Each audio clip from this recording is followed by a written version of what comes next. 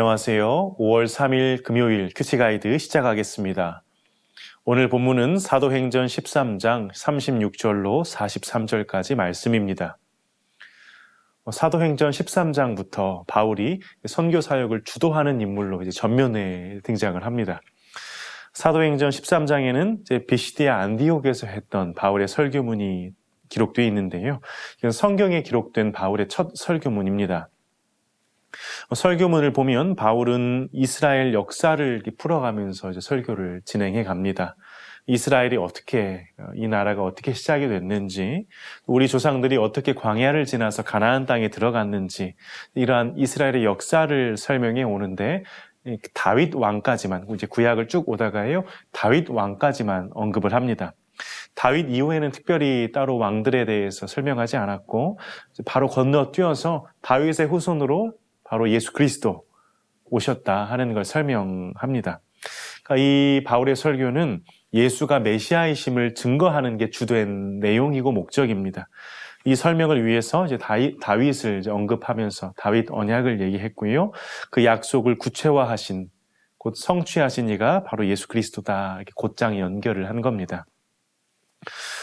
바울은 이 구약의 역사가 이 목적을 가진 역사였음을, 곧 하나님께서 구약 시대를 통해 약속하신 대로 메시아를 보내셨음을 얘기하고 있는 겁니다.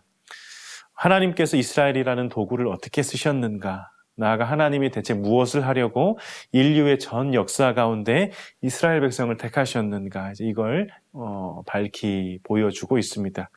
바울의 설교문을 조금 더 자세히 살펴보겠습니다. 관찰 질문 1번입니다.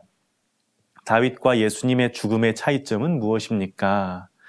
바울은 23절부터 예수 그리스도에 대해서 설명하는데, 예수님을 설명할 때 특정한 인물을 이제 서로 대조해서 이렇게 비교해서 설명을 합니다. 그래서 오늘 본문은 이제 다윗하고 예수님을 이렇게 비교하죠. 다윗은 유대인들이 참 존경하는 인물인데, 그는 죽어서 조상들과 함께 묻혔다. 장사되었고 육신이 썩음을 당했다. 예수님은 37절은 하나님께서 살리신 이라고 예수님을 표현하죠. 예수님은 썩음을 당하지 않았고 부활하셨다 말합니다. 관찰 질문 2번입니다. 바울이 전한 복음의 내용은 무엇입니까? 예수 그리스도를 설명하면서 마지막에 가서 강조하는 건 예수를 힘입어 죄사함을 받았다는 겁니다. 또한 모세의 율법으로 의롭다 하심을 얻지 못했는데 예수를 힘입어 예수를 믿는 자마다 의롭다함을 얻게 된다는 이 사실입니다. 예수로 말미암아 죄사함을 받는다는 것, 이 속죄에 대해서는 베드로도 여러 번 얘기를 했거든요. 근데 바울은 한 걸음 더 나아가서 믿음으로 의롭다함을 받는다는 이 대원칙을 표명했습니다. 예수 그리스도를 믿음으로 의롭다 하심을 얻는다는 그 중요한 사상이 바울의 첫 설교에서부터 드러납니다. 관찰 질문 3번입니다. 바울의 가르침을 받은 이들의 반응은 무엇이며 그들에게 권하는 것은 무엇입니까? 바울의 설교가 마치고 사람들은 다음 안식일에도 이 말씀을 가르쳐달라 이렇게 요청을 했습니다. 그러니까 더 듣고 싶다고, 하나님의 말씀이 무엇인지 알고 또 배우고 싶다 요청을 한 거죠. 그렇게 바울과 바나바를 이렇게 따랐습니다. 두 사도는 항상 하나님의 은혜 가운데 거하기를, 이렇게 성도들을 이렇게 거하기를 이제 권면하며 또 기도하며 또 그렇게 하였습니다. 연구와 묵상 4번입니다. 유대인과 또 유대교에 입교한 경건한 사람들이 바울과 바나바를 따는 이유는 무엇인지 묵상해 봅시다. 하나님의 말씀을 선포하자 이제 두 부류로 극명하게 갈리죠. 한 부류는 하나님의 말씀을 기뻐하고 즐거워하고 다음에도 또 가르쳐 주십시오 이렇게 하는 무리가 있는가 하면, 또 한 무리는 이걸 시기하고 비방하고 쫓아내고 이러한 자들로 딱 갈립니다. 초등학교 때 이 과학 시간에 리트머스 그 용액 그 실험을 해본 적이 있습니다. 리트머스 종이를 이제 선생님이 나눠주고요. 거기에 이제 용액을 붓는 실험인데요. 만약에 이제 종이에 용액이 떨어지는데 산성이 떨어지면 이제 붉게 변하고 염기성이 떨어지면 이렇게 푸르게 이제 변합니다. 용액을 부으면 푸르든지 붉든지 둘 중에 하나입니다. 중간은 없습니다. 마찬가지로 우리가 주님의 복음을 전하면 그리스도 앞에 딱 두 부류가 됩니다. 그리스도 앞에 그 복음을 받아들이고 나는 죄인이로소이다 고백하며 하나님 앞으로 나아오는 그 은혜 안으로 들어가는 이들이 있는가 하면, 반대로 거부하고 핍박하고 참 그러한 일들이 생깁니다. 중간은 없어요. 그래서 바울과 바나바를 따르는 사람은 그동안 살아오면서 이 죄에 대한 갈증 때문에 어떻게 이것을 해결해야 하는가 많이 고민하고 이러한 이들이었는데 예수 복음이 그들의 그 갈증을 완전하게 해결하고 그 생수를 맛보며 기쁨을 느꼈기 때문에 계속해서 말씀을 들려달라고 생명의 양식을 공급해달라고 하는 것이죠.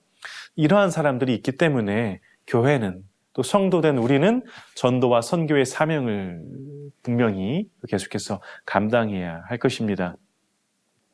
마지막 적용 5번입니다. 나는 복음의 핵심에 대해서 구체적으로 알고 있습니까? 바른 복음을 전하기 위해 내가 해야 하는 것은 무엇인지 생각해 봅시다. 복음은 한 번 아는 것으로 끝나는 게 아닙니다. 믿는 자도 계속해서 복음을 들어야 하고 하나님의 말씀을 공급받는 가운데 이 생명력을 누리며 살아야 합니다. 바울이 말한 복음의 핵심은 믿음으로 구원을 받는다는 것, 이신칭이죠. 믿음으로 구원을 받는다는 건 우리 구원의 어떤 근거와 조건이 우리 자신에게 있는 게 아니고 오직 예수 그리스도의 그 구속사에게 전체에 있음을 알고 주님을 신뢰하고 의지할 때 오직 주님의 크신 자비와 긍휼로 우리를 받아 주신다는 겁니다. 그래서 어디에도 우리의 결단이나 어떤 의지나 행동이 구원의 조건으로 설 자리는 없고 오직 은혜와 믿음으로 구원을 받는 겁니다. 바울은 율법에 있어서 정통자요, 또 율법을 철저히 지킨 사람이었습니다. 그런 그가 결국에는 율법 지키는 걸로는 구원받을 수 없다 얘기했습니다. 바울은 나는 못했지만 너희는 더 열심히 지켜라 이렇게 하지 않았고요. 오히려 이렇게 얘기했습니다. 예수 그리스도를 믿으라. 그리하면 죄사함을 받고 의롭다함을 얻을 것이니라. 주께서 예수 그리스도의 속량을 통해 값없이 주신 그 의로움, 값을 매길 수 없는 그 구원의 사실 앞에서 오늘 마땅히 하나님께 찬송과 감사를 올려드리기를 소원합니다. 나아가 값없이 의롭다 하심을 받고 그분의 자녀된 우리가 우리의 주요 아버지 되시는 하나님을 사랑하고 점점 더 그분을 닮아가게 되기를 소원합니다.